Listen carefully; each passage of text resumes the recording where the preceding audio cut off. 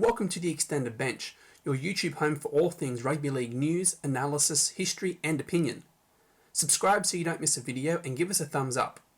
The Extended Bench is part of the Rugby League Monthly Network, which includes a monthly online digital magazine available at rugbyleaguemonthly.com and a daily podcast, Rugby League Daily, which airs during the NRL season.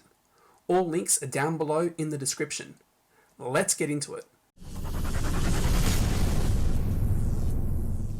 When Melbourne lost Matt Orford, they were supposed to regress. They didn't. When they lost Cooper Cronk, they were supposed to regress. They didn't. And when they lost Cameron Smith, that was supposed to be the end of the club. And it wasn't. But the one constant throughout all of that time has been Craig Bellamy.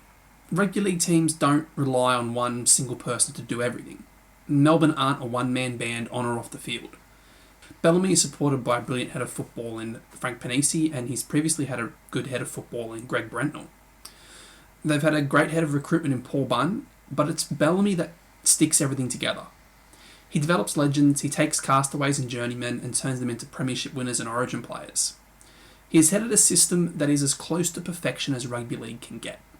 Since 2003, he has missed one final series, and that was due to the 2010 salary cap saga. Now, I'm going to address that here. The salary cap cheating definitely sticks an asterisk on Bellamy's record.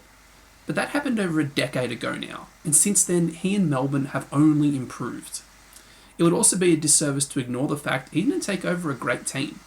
The Storm missed the finals in 2001 and 2002. They won a total of 20 games out of 50 across those two seasons. Melbourne were a mid-table team, at best, before Bellamy arrived. In his first season, they won 15 matches. He has a career win rate of 70%. Now, to put that in context, Wayne Bennett sits at 63%. And even his all-conquering Broncos sides from 1988 to 2008, they only managed a 64% win rate.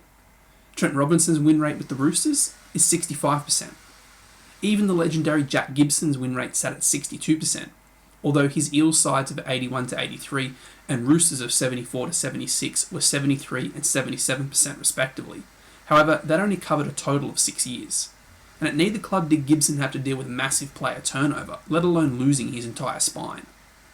Within the last decade, Bellamy and the Storm have gone to another level. It's an unprecedented level of consistency. And since 2015, the Storm has not failed to reach the preliminary final. The side's winning percentage has been 75%, 5% above Bellamy's career average. And that's across a period where they've lost Cooper Cronk, Billy Slater and Cameron Smith. In 2021 and 2017, the Storm won 85% of their matches. And keep in mind, that is at least 7 years after the salary cap scandal. His illegal side of 2007, they won 89% of their games. That is insane, even for an illegally established roster.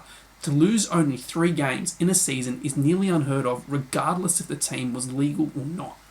It's one thing to have the players, and it's another thing entirely to win 24 games. The man that comes closest to matching him in the past decade is Trent Robinson. His record since starting in the NRL with the Roosters in 2013 is pretty impressive. 3 premierships, 4 minor premierships.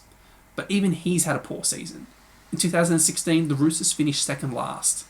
Robinson's best team was his first one. In 2013, it had a win rate of 78%. Still 7% behind Bellamy's best. And that's referring to a legal side. However, the coach Bellamy is often compared to most is Wayne Bennett. And Bennett's been coaching for 5 decades, and he gave Bellamy, the now Melbourne mentor, his start at Brisbane. Bennett is the winningest coach in rugby league history. Unsurprisingly, the pair sit 1 and 2 on the all-time wins list. Bennett has won 554 of the 886 games he's coached, and Bellamy has won 350 of the 500 games he's coached. If Bellamy continues with his career win rate of 70%, should he coach 886 games like Bennett, he'll register 620 wins, 66 more than Wayne Bennett. Look, there's a long way to go between now and then, and Bellamy may never coach for that long. Even if Bellamy could claim all 5 of his premierships, Bennett is still out in front with 7 across Brisbane and St George Illawarra from 9 attempts. But his time was really in the 90s. Since the turn of the millennium, Bennett has steered his sides to 4 grand finals, winning 2, which is kind of more of a mortal record for a super coach. And looking at Robinson, he's won 3 grand finals from 3, admittedly in half the time Bellamy has.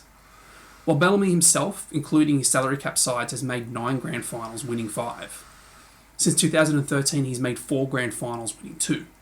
I've already touched on this, but the thing that really separates Bellamy from the pack has been his ability to lose legendary players and improve. In 2020, Cameron Smith led the side to the premiership with a 78% win rate. In 2021, Melbourne won 85% of their games. I know I'm repeating this stat, and that's because it's phenomenal. They sit equal third with 22 wins in a season alongside the Roosters of 75, the Sea Eagles of 95, the Eels of 2001, and the Bulldogs of 2002. And the Bulldogs, of course, were busted for a salary cap breach. The Storm managed 19 consecutive wins last year to equal the Roosters of 75. And they did that all after the retirement of perhaps the greatest player of all time. That just doesn't happen. After Michael Jordan retired in 1999, the Chicago Bulls missed the playoffs for the first time since 1984 and finished last in their division. The Eels of 1986 lost Michael Cronin and Ray Price, and they were out of the finals for the next decade.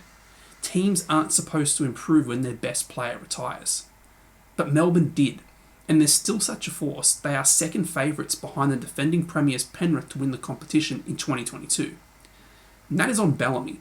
While he sticks around, Melbourne will always be a premiership force.